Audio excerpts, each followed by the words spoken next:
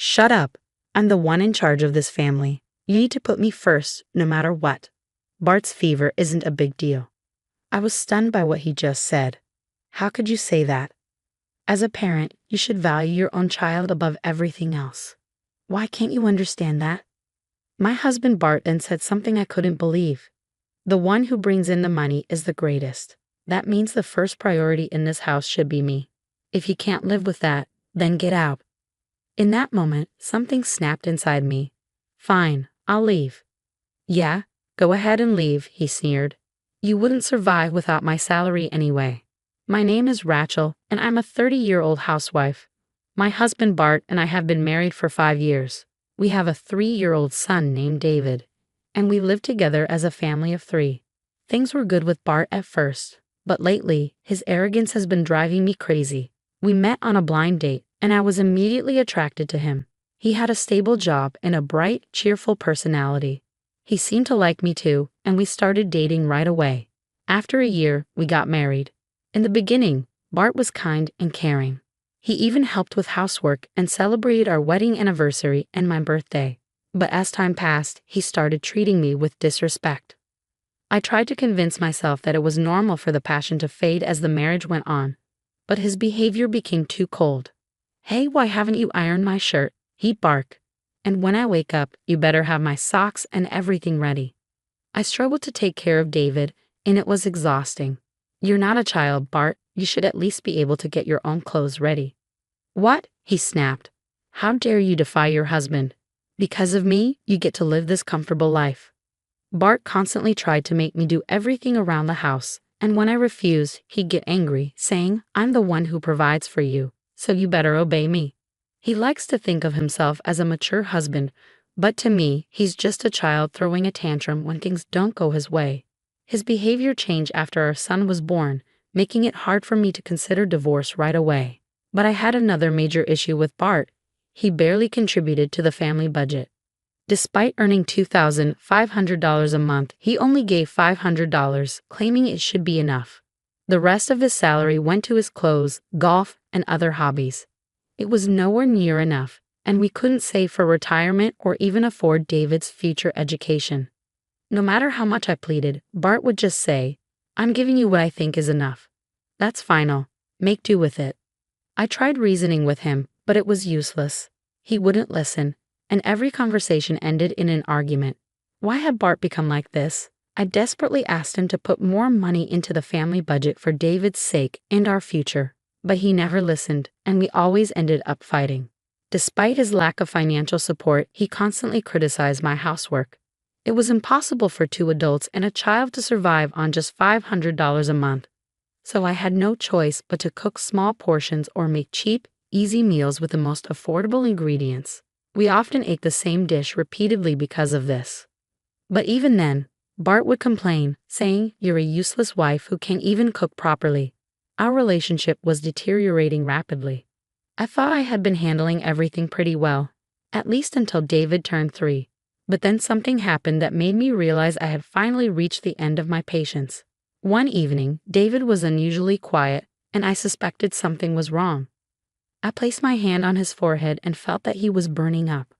Alarmed, I took his temperature and saw that he had a high fever. Without hesitation, I rushed him to the hospital. It was late, so we had to go to the emergency room. Unfortunately, the timing wasn't great. There were many patients, and we had to wait a long time. We'll be called soon. Hang in there, I reassured David, who was clearly in pain, as we sat in the waiting room. After what felt like an eternity, the doctor finally called us in. He examined David, gave me some medicine, and sent us home. Once we got back, I prepared a simple meal for David, gave him his medicine, and put him to bed, cooling his forehead with a damp cloth. I felt a small sense of relief wash over me. It was the highest fever David had ever had, and the whole ordeal left me exhausted, both physically and emotionally. Just as I was about to collapse on the couch, I heard the sound of a key turning in the lock. Bart was home. I'm home, he announced. Welcome home, I replied, trying to muster some energy. Hey, where's my dinner? He demanded. Oh, I'm sorry. I'll make it now, I said, struggling to get up and head to the kitchen. What do you mean? Bart snapped. Huh? I was confused. You think I'm an idiot, don't you? He continued, his voice rising. What are you talking about? I asked, trying to stay calm. Then why isn't my dinner ready? He barked. I'm sorry, David had a high fever, and we had to go to the hospital. I haven't even had dinner myself yet, I explained as calmly as possible, hoping to avoid a fight. But Bart wouldn't listen. You've got to be kidding me, he said, clearly not caring about what had happened with David. At that moment, I realized just how little patience I had left. I don't care if you've eaten or not, just make sure my dinner is ready, Bart demanded, his tone harsh and dismissive. I stared at him in disbelief. How can you say that? David just had a sudden fever, you know. Shut up. I'm the one in charge of this family. You need to put me first, no matter what. Bart's fever isn't a big deal. I couldn't believe what I was hearing. How could you say that? As a parent, you should value your own child above everything else. Why can't you understand that? Normally, when you find out your child has been taken to the hospital with a high fever, the first thing you do is worry about them. But instead of showing any concern, Bart said something unbelievable. The one who brings in the money to this family is the most important. That means I come first in this house. If you can't accept that, then get out. Something snapped inside me at that moment. No matter how disappointed I'd been in Bart, a small part of me had always hoped he would go back to being the kind husband he once was. But it was clear now there was nothing left to hope for. He was finished as a parent, unable to put his own child first. I couldn't accept his mentality that the one who earns more money is somehow more valuable. Fine, I said, my voice steady.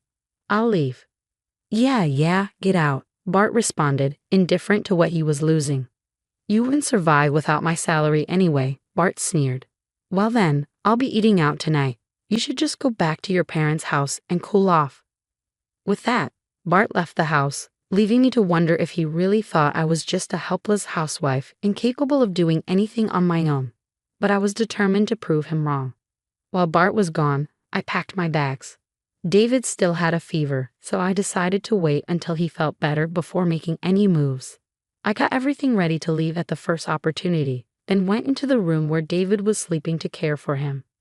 The next morning, David's fever had finally gone down, and he was still peacefully asleep. After wiping off his sweat and dressing him, I headed to the kitchen for breakfast, only to run into Bart on his way to work. He smirked when he saw me. What, you haven't left yet? I can't until David is feeling better, I replied calmly. You can't really afford to leave, can you? You're just a jobless housewife. You're doomed, he laughed before walking out the door. His words fueled my anger even more. How had he become such a horrible man? When we were dating and early in our marriage, he had been at least a little kinder and more considerate. What had happened to that man? As I stood there, lost in thought, my son woke up. Mom, I'm hungry. Are you feeling better now? I asked, concerned. Yeah, I'm feeling much better, he said with a smile. Seeing that David was better, I knew it was time to act. After breakfast, I called my parents and asked them to pick us up. I packed our things into their car, and by mid-afternoon, we were already at my parents' house. The moment I stepped inside, all the strength I had been holding onto seemed to drain away. I felt dizzy and almost fainted, which worried my parents. Are you okay, Rachel? They asked, concern etched on their faces. Yes, I'm sorry, I replied, trying to steady myself. I think I've been trying to stay strong this whole time to protect both David and myself. Wow, Bart must have really put you through a lot, my mom said, her face full of concern. Yeah, it was definitely more than just moral harassment, I replied, the weight of the truth sinking in. It was that bad, huh? My dad asked, clearly shocked. Before I could respond, David called out, Grandpa, let's play together. Yes, my dad said with a smile. Let's do that. How about we go buy some snacks? Oh, snacks. I want some. David exclaimed, his excitement contagious. My dad took David outside, giving me a much-needed break. You should lie down and rest, my mom said as she handed me a blanket. Thank you, I said, grateful for her kindness as I curled up under the blanket and drifted off to sleep. When I woke up a few hours later, the evening had settled in, and the house was filled with the delicious aroma of my mom's cooking. I made my way to the dining table, where a colorful array of dishes awaited us, each one looking more appetizing than the last. The reason Bart came over was definitely not to apologize. When I later heard from Dad, he confirmed that Bart hadn't even mentioned the word sorry. I knew without a doubt that after 2 weeks, Bart was just trying to get me back because he couldn't handle the housework on his own and the house had become a mess. But that was no longer my problem. I hoped he was finally realizing how hard it is to manage a household. He used to help with the chores, so he just needed to remember what he used to do. I guess he had forgotten because he was so out of practice. When I first returned to my parents' house, I blocked Bart's number, leaving him with no way to contact me except by showing up in person. I didn't go back to him. Instead, I stayed with David at my parents' house. During that time, Bart visited several times, but each time my dad sent him away. A month passed after I left with David. Finally, Bart reached his breaking point. Desperate, he pleaded with my father, bowing low, "Please, let me see your daughter. Please." I decided it was time to face him, so I asked Dad to let Bart into the living room.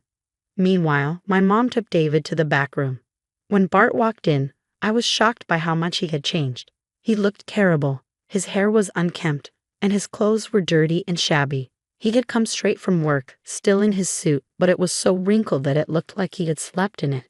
"Hey, Rachel, you've had enough now, right? Just come home," he said, as if nothing had happened. Hearing those words, any remaining hope I had vanished. My feelings toward him solidified into an unbreakable wall of iron. I knew I needed to get away from this person as soon as possible. Bart, clearly frustrated, snapped, "I don't know what you're thinking if you're just going to stay silent. The house is a mess, and I don't know what to do. As my wife, it's your duty to take care of it." He said this right in front of my father, who looked shocked. Bart had just confirmed everything I had told him. "Is that all you have to say?" I asked, trying to keep my voice steady. "Normally, you should be apologizing." Bart stared at me, genuinely clueless. "Why should I be the one apologizing to you? You're the one who left, and you're the one not doing any housework. I went out of my way to come here after you acted so selfishly." I couldn't believe what I was hearing. He really had no idea how wrong he was.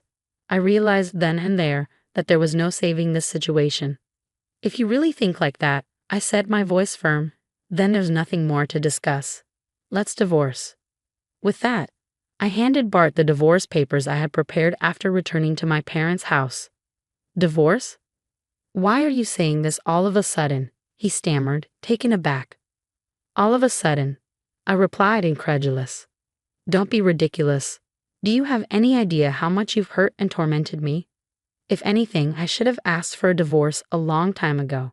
You've made me do everything you didn't want to do, ignored our child, and barely contributed to the family budget. You can't support a family of 3 on just $500 a month," I said, my frustration boiling over. "How can you not understand that? It's because you always put yourself first, isn't it?" Bart looked stunned. He clearly hadn't expected me to be this angry.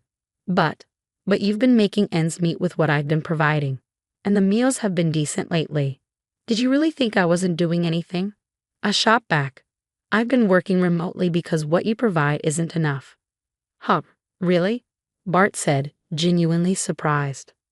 I realized that I couldn't provide a better environment for David if I didn't take action, so I started looking for a job I could do from home, I explained. I found a position as an English teacher. I grew up in the US, so I'm fluent in English, and I attended international schools in Japan before studying English literature at university.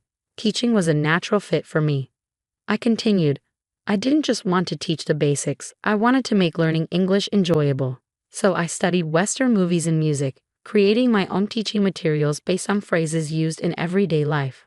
I tailored my lessons to each student's interests, whether they loved movies or music, and it really clicked with them. Soon, more and more students were asking for my help." Bart's eyes widened as he began to grasp the situation. I had no idea. "How much are you earning?" "About $4,000 a month," I replied, watching his expression shift from shock to disbelief. "What? That much?" he stammered. "Yes," I said firmly. "I'm making a lot more than you are now, and I don't need to live with you anymore." Bart was stunned. He couldn't believe that his own wife, whom he had always viewed as beneath him, was now earning more than he was. "Why am I so miserable?" he lamented. "What's with this sudden change? My colleagues are getting promoted before me, and even my juniors are advancing. They all think I'm an idiot, and on top of that, you earn more than I do. I sighed deeply. So what? Huh. It doesn't matter if your salary is lower or higher than those around you, I said. What's most important is whether you and your family are happy. For David and me, it doesn't matter if you're not being promoted. What matters is that you make time for us and ensure you can provide for us with what you have. I continued, I don't want you to hurt me just to protect your own pride. Shut up. A man's got to fight his own battles, Bart retorted. At that moment, my dad, who had been silent until now, spoke up. So you're trying to boost your own self-esteem by taking out your stress at work on my daughter. You spend money on your hobbies and clothes to relieve your stress, while neglecting your family. Bart shifted uncomfortably at my dad's words. My daughter and grandson deserve better, Dad continued, his voice firm. The most important thing for a husband and father is to be a pillar of support for his family. But you've only thought of yourself. I can't entrust my precious daughter and grandchild to someone like you any longer. Now sign the divorce papers and leave. Dad's anger was palpable. He had tried to remain calm for my sake, but he had finally reached his limit. Bart signed the divorce papers, trembling under the intensity of my father's anger. After a hasty, "Oh, I'm sorry," he left quickly. And just like that, our marriage came to an end. Later, a mutual friend informed me about Bart's claims. He was telling people, I dumped my wife because she was useless. But at work, everyone was already familiar with Bart's reputation. They dismissed his complaints, knowing full well what kind of person he was. No one wanted him as a boss, so he remained stuck in his position with no promotions for years. One day, a new employee asked Bart, "You've been here for years and haven't been promoted? Are you just a new graduate who joined recently?" Bart was ridiculed and left early, his face flushed with embarrassment. It seemed clear to me that once someone becomes an adult with a twisted personality, it's not easily fixed. Determined to raise David with love and care, I vowed to use Bart's example as a lesson in how not to behave. David, with his bright and carefree smile, seemed worlds apart from Bart. To protect that wonderful smile, I promised myself I would work hard every day. Bart's foolishness and need to protect his own petty pride had only led to the destruction of his family's happiness. Yet, I was grateful that I managed to divorce him swiftly. With the money I earned, I was confident I could support myself and David. I was optimistic about our future and hoped we would continue to thrive and find happiness together. Thank you for watching until the end. Please subscribe to our channel and we'll see you in the next video.